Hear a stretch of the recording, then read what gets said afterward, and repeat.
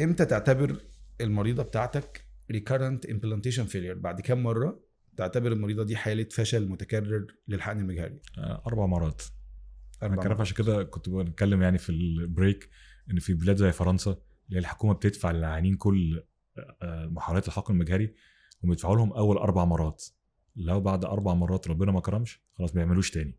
تمام. فهي 4 مرات، ان بعد 4 مرات تبقى الفرصه وصلت اعلى مدى ممكن توصل له، تمام. مش تعلى اكتر من كده بعد كده يعني. فهم 4 مرات بنعتبرها recurrent implantation failure. شفت انا حلقه كده برضو عن الحقن المجهري في امريكا. بيقولوا ان في سنتر معين او مجموعه سنترز يعني بتعمل الحقن المجهري بطريقه اللي هو ايه، بتقول للمريضه لو هتعملي حقن مجهري مره واحده التكلفه هتبقى $8000. لو هتعملي 6 مرات التكلفه هتبقى $35000. يعني احنا مسؤولين عن ان احنا نكرر لك الحقن المجهري 6 مرات. لو حملتي من اول مره خلاص بس هتدفعي التكلفه كامله اللي هي $35000.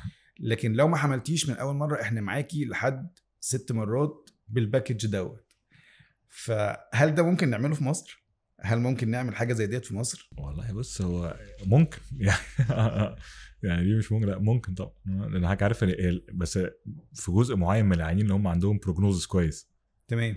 لان في العيانين مع تكرار المحاولات، العيانين اللي هم يعني في ناس البروفايل بتاعهم بالنسبه للحقن المجهري كويس، في ناس من الاول البروفايل بتاعهم مش كويس، يعني قصه الحقن دي مش هتنفع، احتمالات حدوث حمل فيها قليله قوي.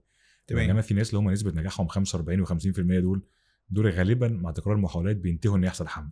تمام. بس فين طبعا هينتهوا في الاخر، يعني الاخر ده في علم ربنا. من اول مره، من تاني مره، من تالت مره، بس البروجنوز بتاعهم مشجع ان الواحد يعمل تاني.